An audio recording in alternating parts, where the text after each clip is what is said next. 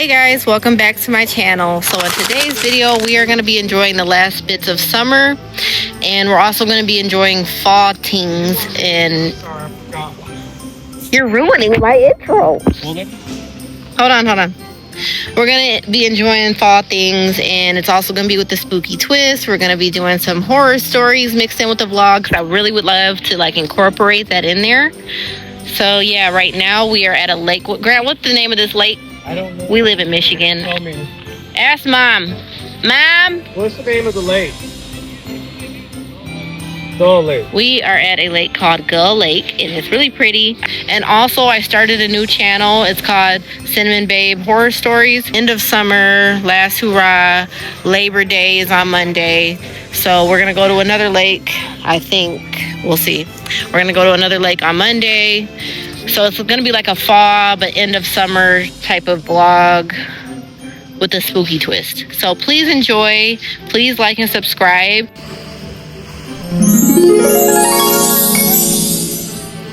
All the way to South Haven.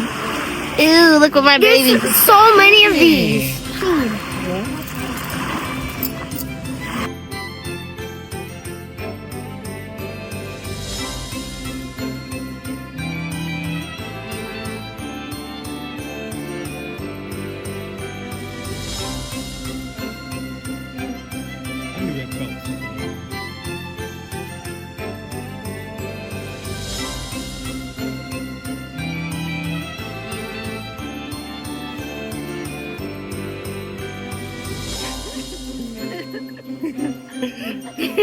You could probably slow-mo. Dad, I'm recording the back of your head. My baby in his underwear because he got his pants wet. Say hey to the vlog. Look at Ruby's face.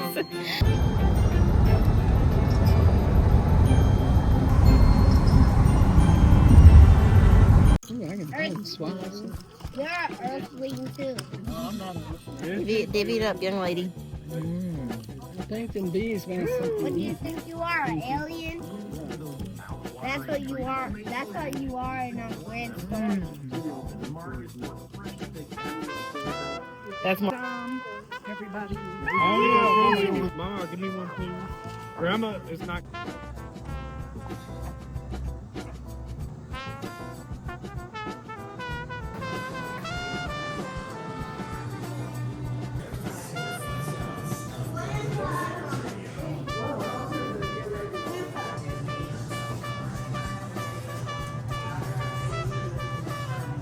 They didn't go up in price.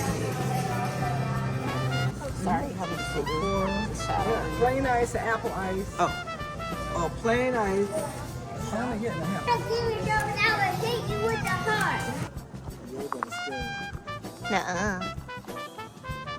Got him. This must be over here. Oh, so pretty. And If I remember, what, 54th grade, 3rd grade? I can't see my video. candy too. It can be. I just smacked a bee in the face on accident. Oh, you monster. Save the bees. Am I ruining your videos like that? No, they was ruining mine. Bees are all in the exercise.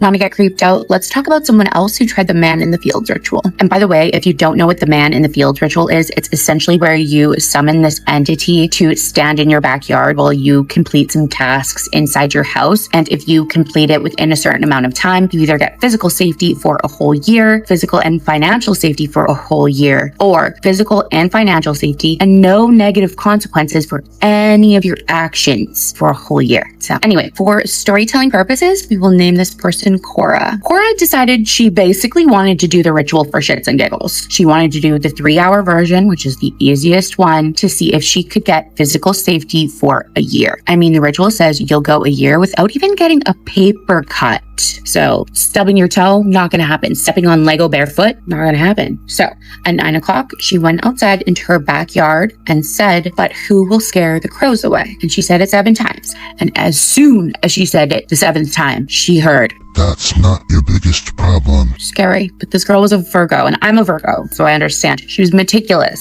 Actually, I don't understand. Sometimes I understand. She was meticulous, and the bitch closed everything she needed to. She did not miss a single piece of Tupperware, any jars, the apps on her phone, a book laying open on the counter. She didn't miss anything. She had a really small house, so she was actually able to finish closing everything super quickly. By the way, that's what you have to do in the ritual. You have to close every single item in your house, and you have to have a safe room with a crucifix in it, because it's going to be bad news bears for you, probably, if you fuck up. But like I said, she closed everything. She was done within about an hour and a half, so that at that point, she was actually able to go around again and double check everything. And everything was closed in every drawer, in every cupboard, in every closet, in every space of her house. Even the toilet seat, okay, guys? Even the drain in her sink and in her bathtub. Throughout the 3 hours, she does not look outside. She also doesn't see the Ashen Man, but she does keep seeing something out of the corner of her eye, and she's not sure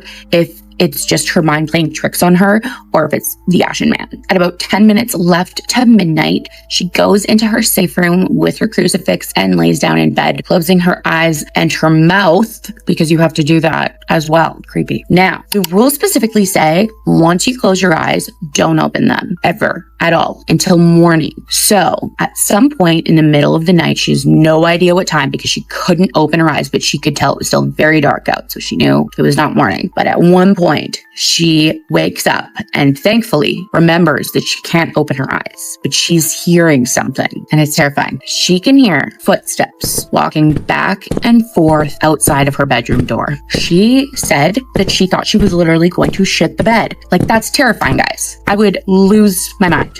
I would lose it. So creepy. She laid there with her eyes closed, sweating and terrified while she heard the steps going back and forth, back and forth. She doesn't know how long this went on for. She couldn't fall asleep while it was happening, but she thinks it was for about 5 or 10 minutes, nothing too crazy. However, it was, again, walking back and forth past her bedroom door, and then suddenly she heard the footsteps stop, and it sounded close, like right near her bedroom door, and she was just holding her breath, laying there with her eyes closed, waiting to see if anything happened. Nothing happened. So eventually, she fell back asleep. I don't know how. I would be laying there with my eyes closed until like 6 in the morning, no joke. You know why? I'm a paranormal investigator, and I love experiencing paranormal things, okay? But when you invite something to your home, an entity that specifically is known to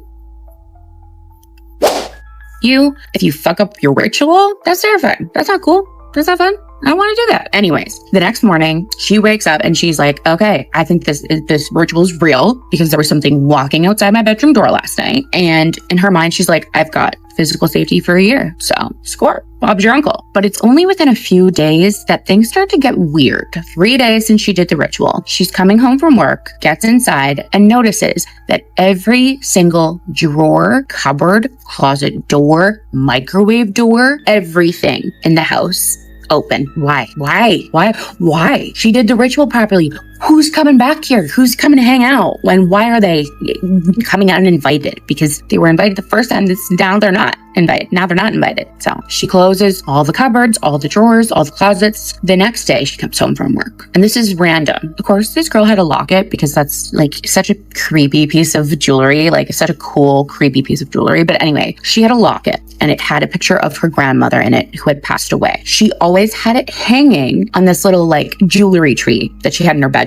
She gets home from work, she goes into her bedroom, she's going to change out of her work clothes and notices that the locket is on the ground in the bedroom. And she's like, that doesn't make sense. Like, I didn't do anything that would cause this to fall. I didn't even come near my jewelry this morning. I just put my shit on and went to work. Now, the day after the locket is found, she gets home from work and nothing is amiss, but she has this very strong feeling that she's being watched. Anywhere she goes in the house, she feels like there are eyes on her. And she does acknowledge that this could be paranoia. But she doesn't think it's paranoia because of what happens at night. At around 10:30 that night, Cora crawls into bed and decides she's going to read a book. Try to get her mind off of things. Try to calm herself down. So she's been reading her book for about 45 minutes when she hears, guess, walking in the hallway again. And she lives alone. The girl lives alone. The only pet she has is a fucking goldfish. So this is not normal for her to be hearing someone walking in her hallway. The footsteps are the exact same as the night she did the ritual. Back and forth, back and forth. For about 10 minutes, it's time she can look at the clock. So her eyes are open. But there's no sound of the footsteps stopping exactly in front of her door. And eventually the sound kind of just dissipates. So she's able to kind of convince herself that like, maybe I just imagined that, or maybe like I'm crazy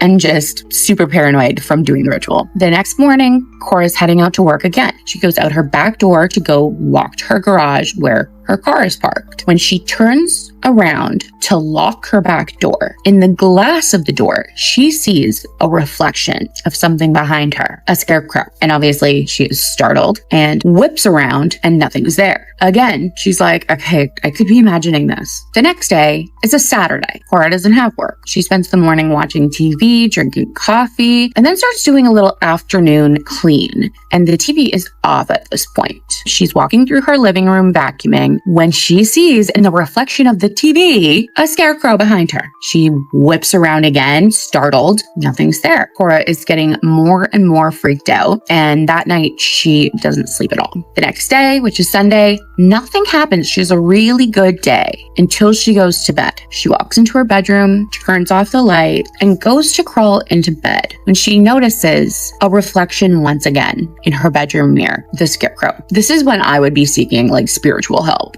I would like be going to anyone I know who knows anything about like spirituality, cleansing, healing, and I'd be like, help me. I fucked up because that's creepy. Anyways, this is Cora's final line of her story and it gives me chills. Every night since then, he's standing closer. I really hope Cora's doing okay. That's all I can say.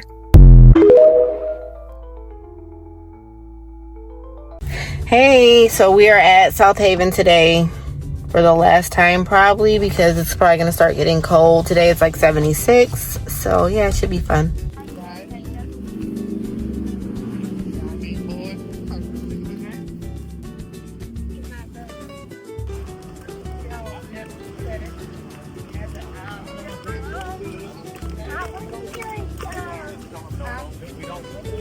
No, I can't swim. I'm not an athletic person. I can, but sometimes it be too deep. You can drown. Man, it can be dangerous. I did. What should you do? You gotta breathe. There's just a bug test over there. Those are spider web. Look, there's just a bug test over there. Yeah, we're outside. Here. No, not that. Or not. No one can. Here. They want to.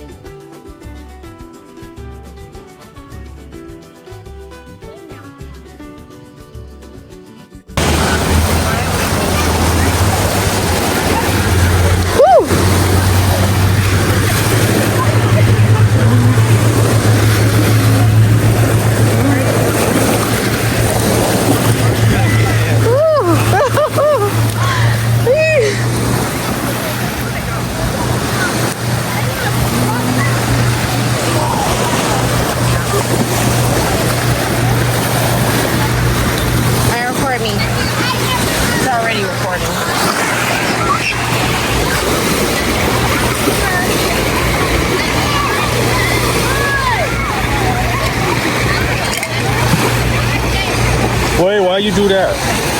You gonna lose your stuff, man. Oh.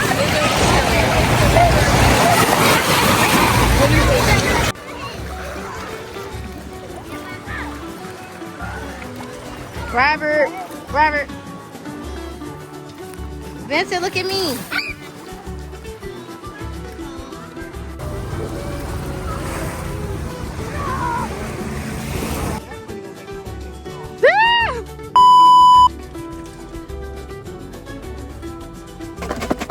Good. So now it's my turn. Let me eat my food in peace.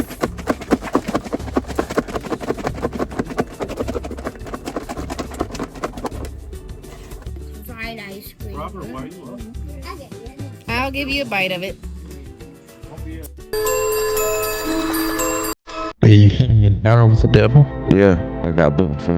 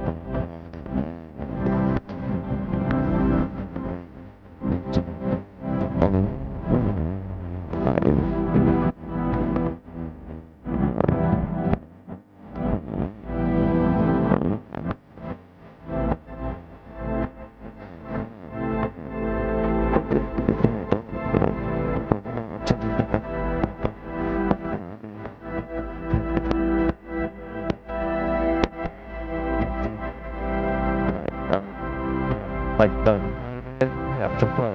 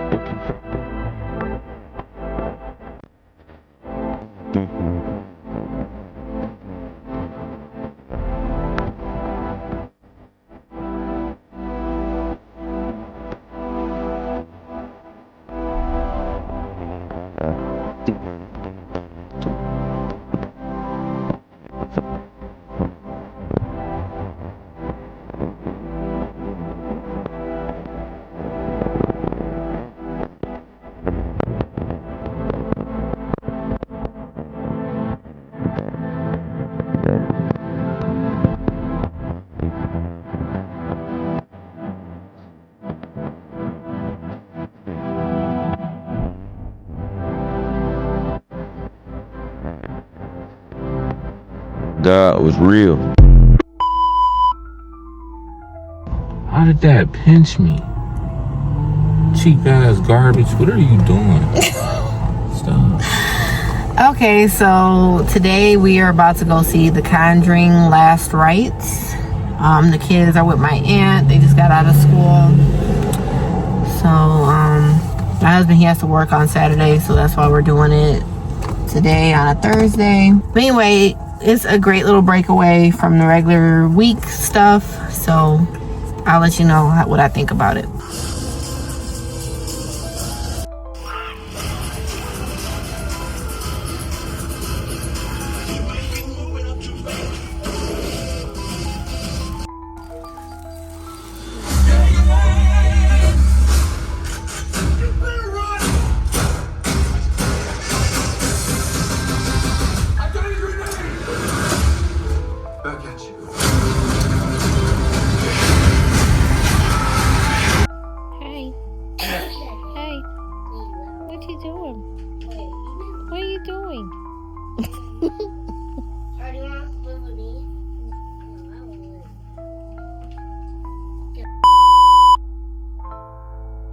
Hey, so we're back from watching the movie. The kids are in the bed and it is probably like almost 10 o'clock. I don't know, I'll put the time up. But I just wanted to talk about the movie and what I thought about it. I would say that I thought it was entertaining for the most part. And it was also heartwarming, you know, because they always make like little sweet like gestures for like Ed and Lorraine because they're such a sweet couple. But I will say that it's very dramatized. I'm not gonna give any spoilers, but I'm gonna say, like, yeah, if you watch the trailer, I'm only gonna say things like that were revealed in the trailer. Just like they did in the last Annabelle movie, they made Judy the primary focus.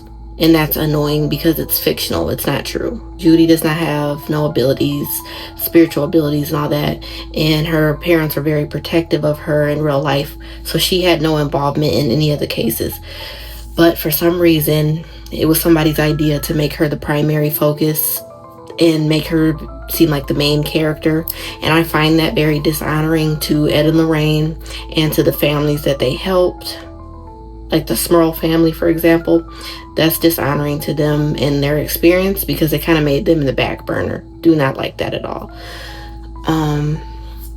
Another thing is they need to get over Annabelle. They need to get over it. Like, they are just driving it into the dirt and it's getting on my nerves. Do not force her to be in a movie that she had nothing to do with. The movie is about the Smurl family and what they experienced. Why are we still talking about Annabelle? Get over it. So that is, well, they did show that in one of the previews. I did see that.